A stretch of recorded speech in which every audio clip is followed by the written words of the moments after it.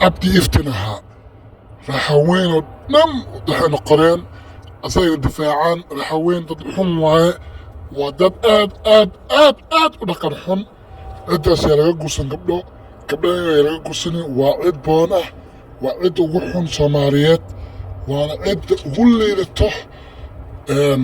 anaga dana daarood we don't support our fucking raxaween waa dad xun waaye waa cid nasadhiman ah oo wixii yaqaanaan male waa inay tugsanaan magaalo kastana ka tugsanaan ودad gaajo ah aawaa meel kastoo ka tugsanaan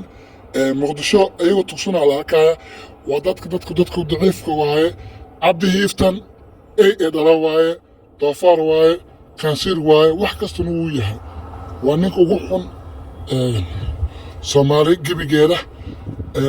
cabdi hiiftan waana nin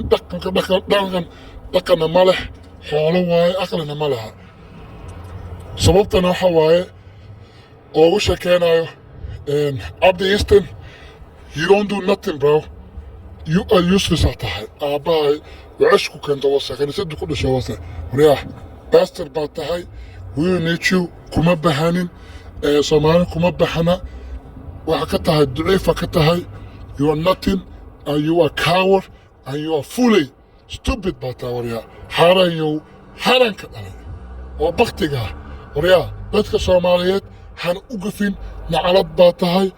istaajka kaaliyo gaalka kala jirin nacaska wariyaah dadkana ummadana naasi nacasta kala jirin waxa difaacayna oo raxweena anaana wasab kulligeen hooyadin baa abiin wasa nacaladiina caada dhashay aw raxween faa'iido ma lahayn dadka tugsanaanba waa dad gaajo ah ayagoo dhanba waa tugsayaal dadka tugsanaa waa gaajo dhasha waa faq raxaween kulligood hooyada baa wasaan